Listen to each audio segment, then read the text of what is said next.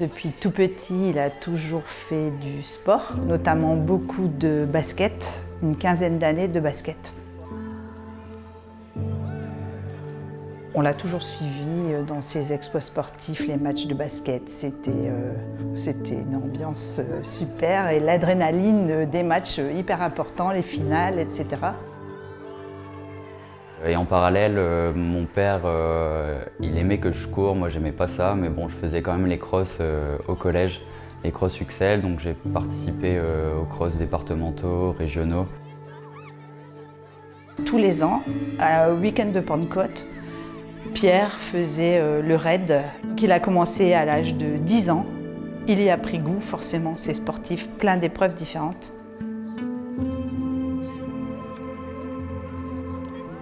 Tous les ans, il fallait faire une équipe et ça a duré jusque l'âge de, je ne sais plus, plus de 20 ans, je pense. Je pense que ça lui manque quand même au jour d'aujourd'hui.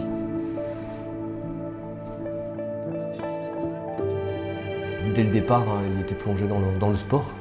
Ce qui lui manquait un petit peu, c'était d'avoir quelqu'un qui le poussait et quelqu'un qui lui disait qu'il fallait du mental en fait. Il manquait ça.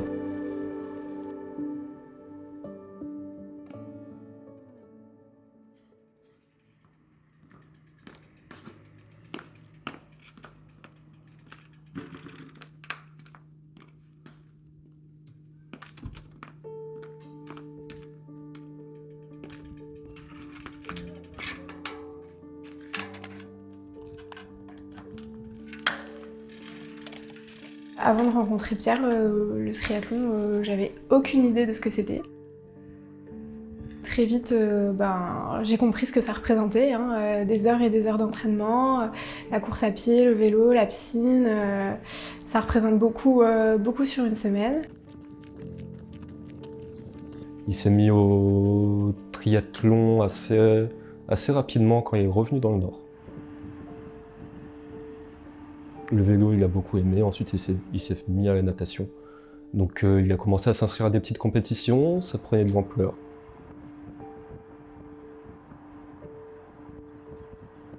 Sauf que Pierre, quand il était petit, il n'avait pas trop le mental. Il pleurait dès qu'il perdait. Il a fallu travailler là-dessus, surtout son papa qui l'a aidé, notamment, parce que lui, son papa est un grand sportif et puis il avait le mental. C'est assez marrant parce qu'il a vraiment changé depuis que je le connais. Je pense qu'il a acquis quand même une sacrée rigueur dans ses entraînements, dans ses plans d'entraînement, dans ses objectifs, son mental. Et je lui ai toujours dit, le jour où tu auras du mental, tu vas exploser.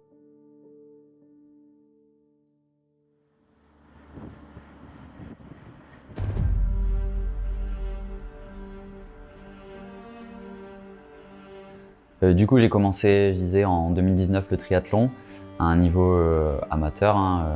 Et en fait, la première année, j'ai fait une belle perf à Nice. Et je me suis qualifié aussi pour les championnats du monde de 73, donc championnat du monde de Half Ironman, pour ma première année de triathlon, avec aussi un podium sur un M la première année de triathlon. Niveau préparation, c'est à peu près 17-18 heures en moyenne d'entraînement par semaine. 6 sorties course à pied avec quand même pas mal de footing et 2 grosses séances de course à pied dans la semaine. Vélo, c'est pareil, c'est des sorties endurance et 2 grosses sorties tempo de vélo. Et la natation, c'est 2 à 3 entraînements par semaine. C'est très technique, donc j'essaye d'aller au moins une fois par semaine m'entraîner avec le club.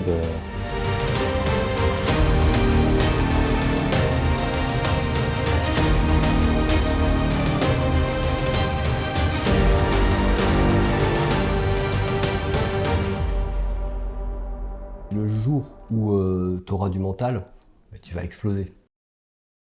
Le résultat, il est là maintenant, parce qu'il a le mental. Il a le mental.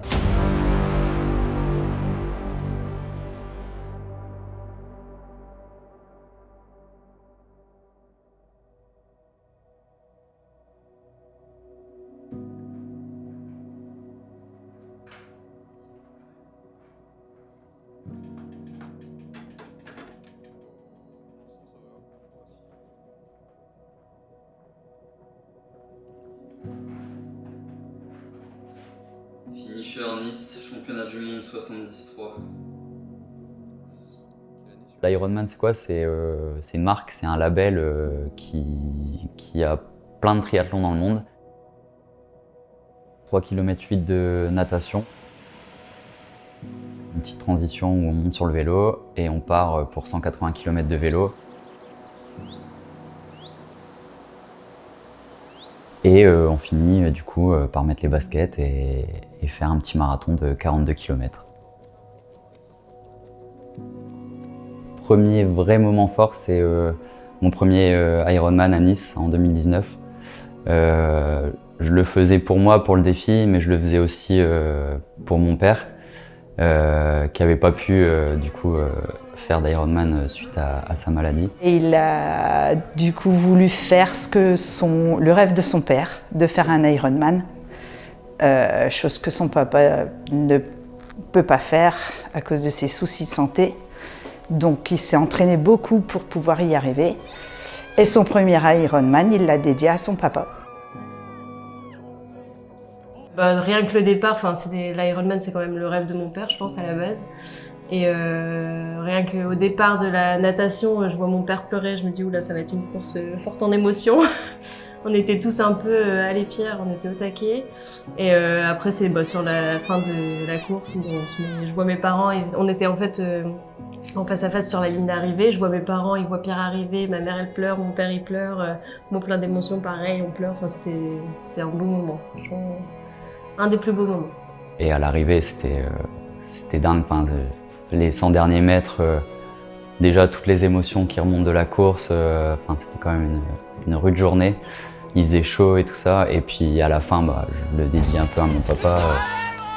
J'ai ma famille, je me rappelle, sur le côté, mes amis, je les prends dans les bras. Et j'ai mon pote Vincent qui me crie ton père à gauche. Du coup, je le vois au dernier moment, et là, je fonds en larmes dans ses bras, lui aussi, il pleure et tout. Ouais, c'était incroyable comme moment. Je pense que c'est mon meilleur souvenir de triathlon jusqu'à maintenant. J'en ai encore l'émotion.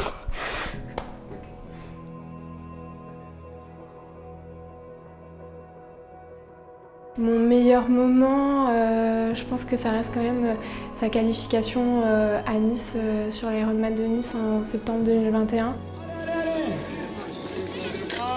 Elle respire avec le Tillmans, le français, 9:30-45, vous l'avez?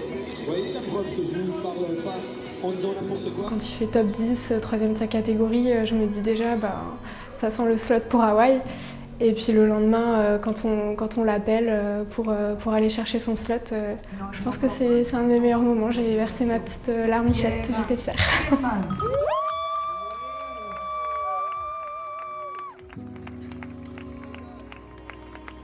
Fière et puis heureuse qu'il puisse réaliser son rêve d'aller au championnat du monde, qui était devenu un petit peu mon rêve aussi.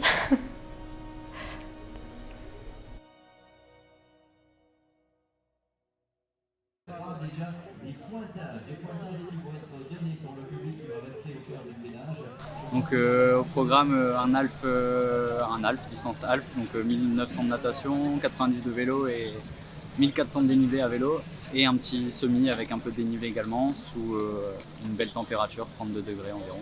Bon allez, Massimo, à tout, je compte sur toi. Je serai jamais très loin. Donc ça permettra de faire les derniers petits réglages avant Nice et voir ce qu'il y a à peaufiner.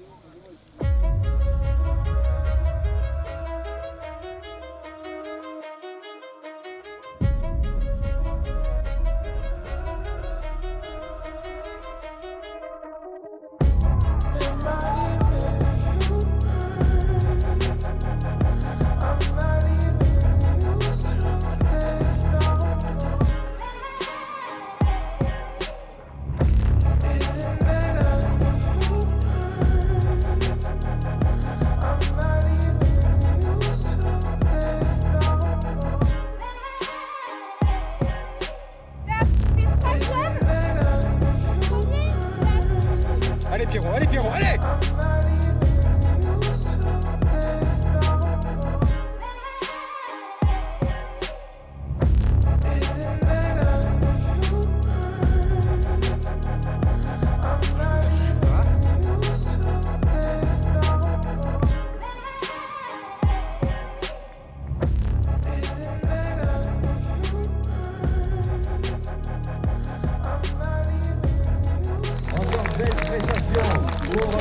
félicitations. Monsieur Pierre Sherman, un garçon qui a été régulier tout au long de cette épopée. Belle course, Pierre Sherman, troisième du jour.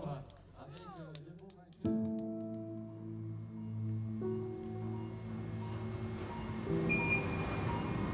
Fracture du bassin postérieur, les crêtes iliaques cassées, un bout de vertèbre cassé également et déchirure de l'iliopsoas, un petit traumatisme crânien en plus.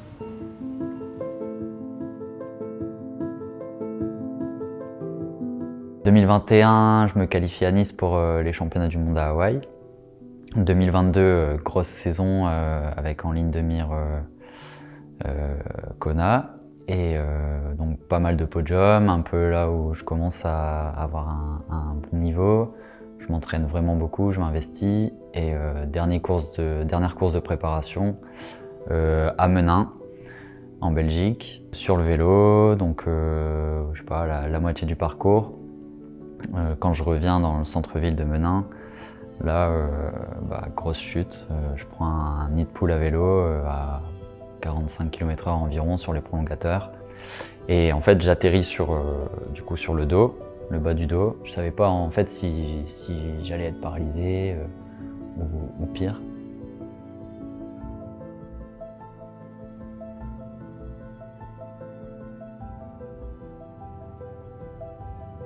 On se pose des questions, on se dit qu'est-ce qui se passe, est-ce qu'il y aura des séquelles Émotionnellement, c'était compliqué. Bon, il y avait la douleur physique, mais il y avait aussi la douleur mentale de autant d'investissement et d'un coup, l'accident, plus rien, les rêves qui s'envolent. Déjà le soir même, j'ai eu un soutien de fou en fait, des messages de partout. Dès le lendemain, j'étais dans un mood positif et avec le sourire. Je me rappelle, les médecins ils me disent tu peux rentrer à la maison à partir du moment où tu auras fait quelques pas avec le kiné.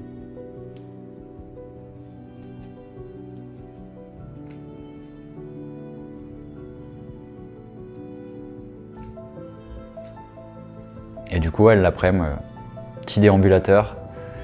Et là, j'ai fait 2-3 glissades de pied, des petits pas, et c'est bon, je suis rentré à la maison du coup le lendemain de la chute. Oyez, oyez, nous attendons les papiers. Je vais bien, je peux rentrer à la maison.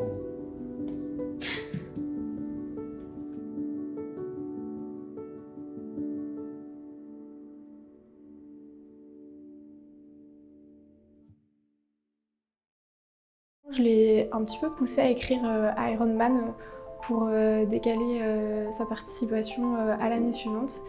Et je me souviens quand il a reçu la réponse favorable, qu'ils acceptaient de reporter sa participation pour 2022. Je crois que j'étais limite plus heureuse que lui qui avait déjà fait une croix sur les championnats du monde. Et je me souviens avoir pleuré comme une madeleine, alors que lui, il réalisait pas encore que son rêve allait bien se réaliser.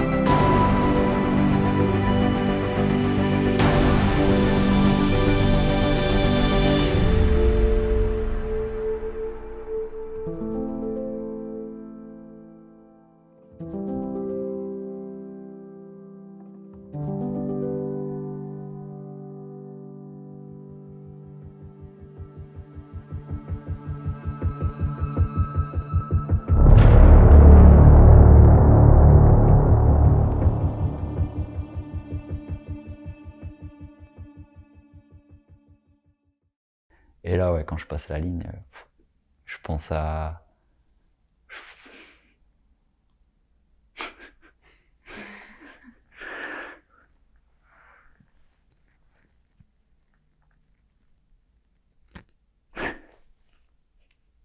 C'est fou.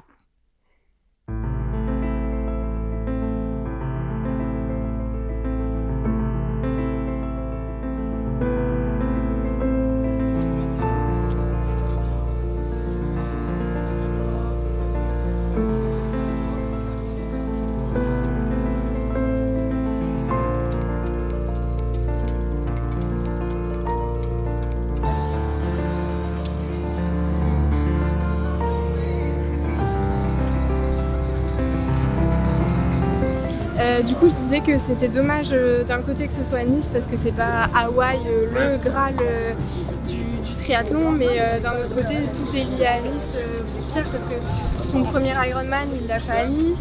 Sa qualification pour les championnats du monde, il l'a remporté à Nice et puis maintenant il se retrouve à faire les championnats à Nice. Ouais, donc c'est vraiment un symbole. C'est symbolique. Et en plus, ouais. c'est la renaissance après l'accident de l'année Ça, dernière. ouais.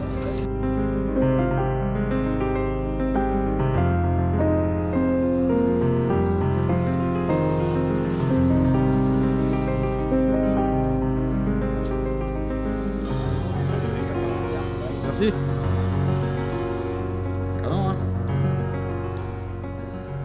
Il est fier.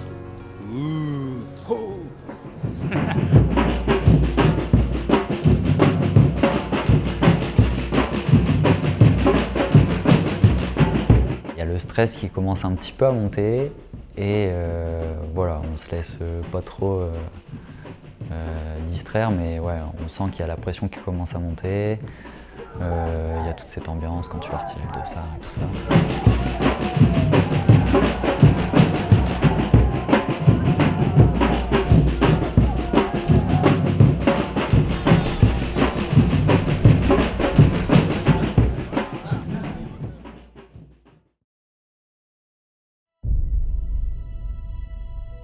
Le jour de la course, je me réveille et je suis vraiment focus, je suis dans ma course, dans ma bulle. J'étais en mission en fait, j'étais clairement en mission et je l'avais annoncé dans la semaine de course que j'étais en mission et que j'étais là vraiment pour ma revanche avant tout et aussi pour faire plaisir à tout le monde qui m'avait suivi et accompagné.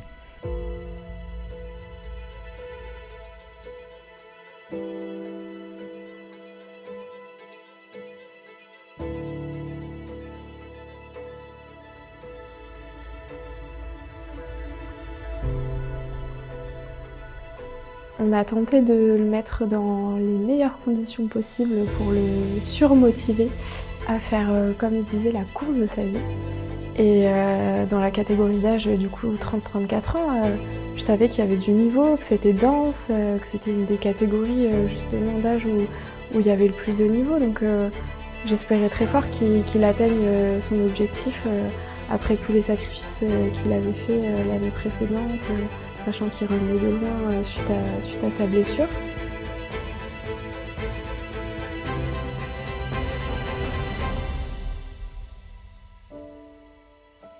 Et puis là, c'est le top départ.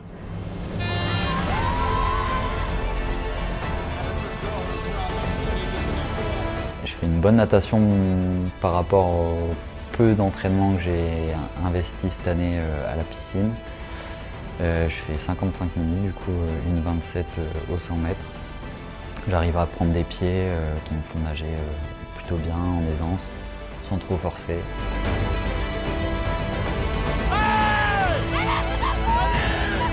Et fin de natation, on se rend compte qu'il sort très bien de l'eau, dans les 15 premiers. Et là, on se dit, punaise, top 10, ça va le faire, quoi.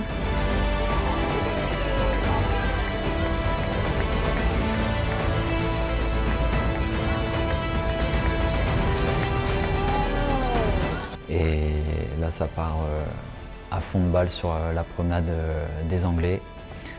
Et là, je les croise, mais sans les voir en fait. Je les entends tous hurler là. Ils étaient là, allez, bien, allez.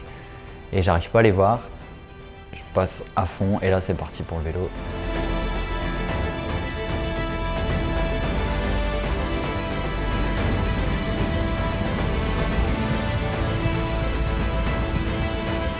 Le mot que j'avais dans ma tête, c'était vraiment gestion, la journée va être longue, pense à ta nutrition, ton hydratation.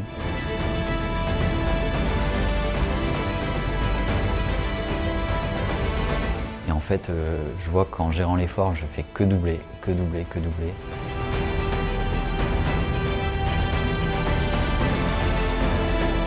Oh, incroyable, on le voit remonter, remonter, remonter.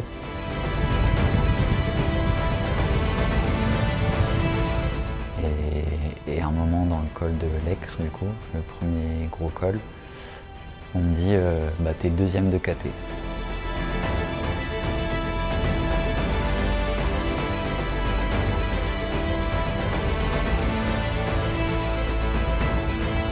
Et là, moi-même, je me dis, bah non, deuxième, c'est pas possible. Enfin, ok, j'ai fait que doubler, mais deuxième de KT au début du vélo, en fait, au final, bah, c'était un peu improbable. Et là, voilà, ça m'a mis un boost de motivation. Donc là, nous, l'excitation monte, on se dit, punaise, mais en fait, c'est pas un top 10 qui va nous faire, c'est un podium. Dans la descente du deuxième col, à peu près au 130e kilomètre, je double un Anglais et je vois son numéro de dossard. Et là, je sais que c'est un mec de ma KT. Et du coup, je sais qu'à ce moment-là, je prends la tête du groupe d'âge. Là, c'est dur à gérer dans la tête parce que tu te dis, t'as pris la tête de ton groupe d'âge, t'es premier, t'es virtuellement champion du monde de ta catégorie.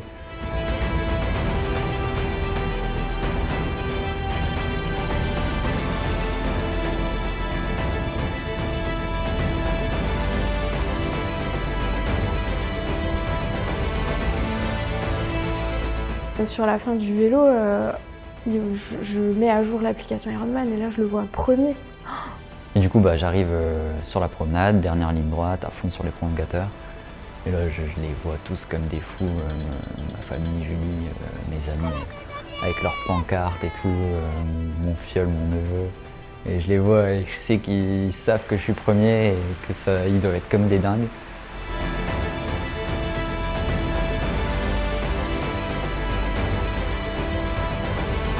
Je pose le vélo, hop. Quand tu poses le vélo, du coup, tu as le demi-tour et tu passes tout le parc à vélo en courant avec ton vélo à côté. Et tu vois les mecs qui arrivent à vélo. Et là, je me dis, il n'y a personne qui arrive en fait, je suis vraiment tout seul. Donc je dois avoir au moins 1 minute 30 d'avance sur le deuxième. Et je me dis 1 minute 30, même 2 minutes, c'est rien du tout sur un marathon qui t'attend, tout peut arriver, il va faire chaud. Tu peux péter à tout moment. Et puis là démarre du coup la course à pied. Pas trop d'expression, mais on sent vraiment qu'il est dans sa course et rien d'autre, quoi. Et puis là, on déchante après la première boucle, parce qu'il y a un Allemand qui court très très bien et qui le rattrape très rapidement. Quand je le vois passer, je me dis, waouh, il court très vite quand même. S'il continue comme ça, bah, bravo à lui, il sera champion du monde et respect, il mérite.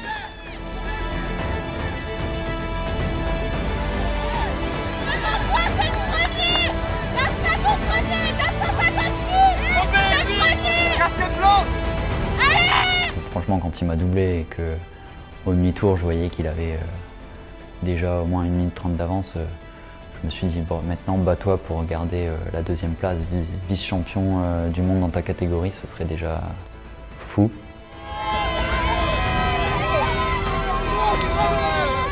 Deuxième boucle, troisième boucle, et là, 30e kilomètre, je sais que ça me rattrape aussi de l'arrière, donc là, je me battais vraiment pour la deuxième place.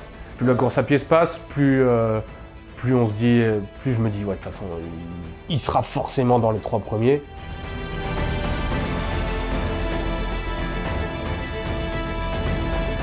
Et là, il y a un mec avec qui j'échange de temps en temps sur les réseaux, mais que je connais pas personnellement, qui était là, qui encourageait les gens sur la course et qui me dit « Allez Pierre, t'es repassé premier, l'Allemand il a craqué ». Et en fait, moi je l'avais pas vu, j'avais dépassé d'autres mecs, des groupes d'âge et tout, et j'avais pas vu que j'avais redépassé le premier de ma catégorie et que j'étais repassé premier. C'était un état de stress, mais hyper intense parce que j'avais très envie qu'il finisse champion du monde. Mentalement, il y a eu l'électrochoc et où j'ai fait péter tous les verrous mentaux.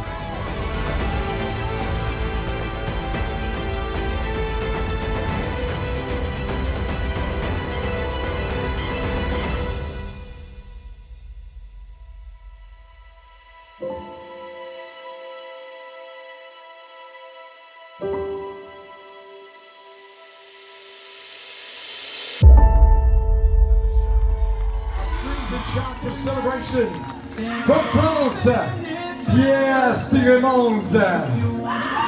Félicitations Pierre, you are an Ironman.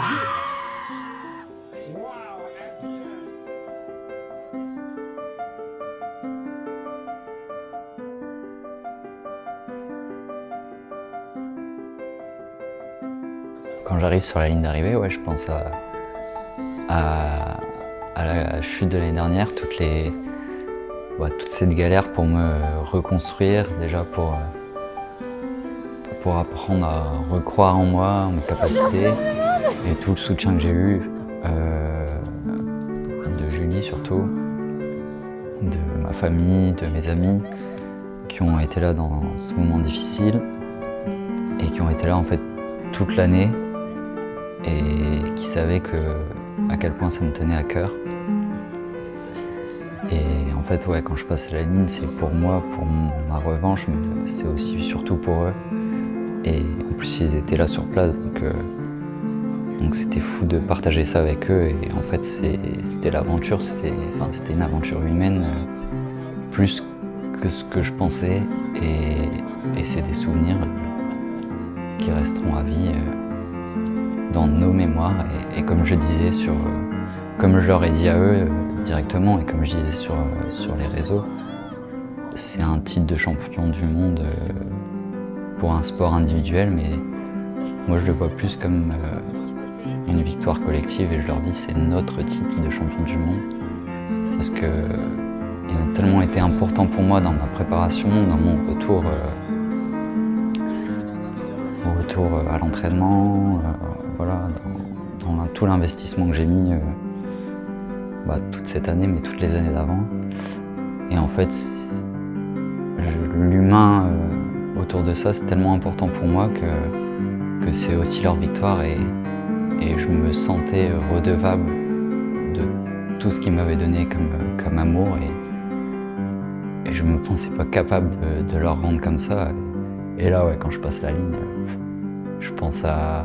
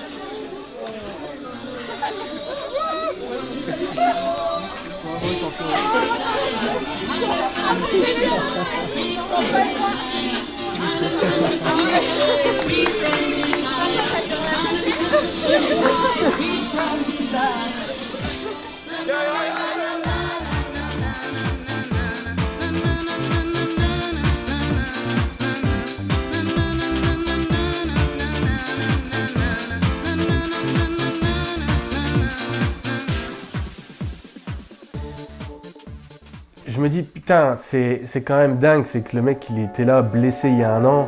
En fait, je suis fier de lui. Je suis fier de lui, et je suis content qu'il m'ait fait vivre une émotion pareille. Parce qu'en fait, je me dis, mais ça, tu t'en rends compte après. Sur le moment, tu t'en rends pas vraiment compte. Tu te dis, putain, il est champion du monde du truc.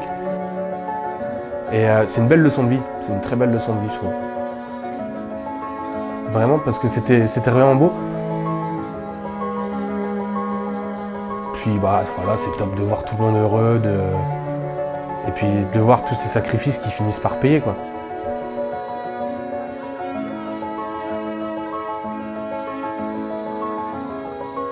On sent que c'est quelqu'un de très humain et je pense que c'est ça qui le fait gagner aussi. C'est qu'il va chercher une vraie force. La force de l'amour, de la famille, des amis. Et il sait rendre la force qu'on peut lui donner aussi. Donc voilà, c'était vraiment un bon moment.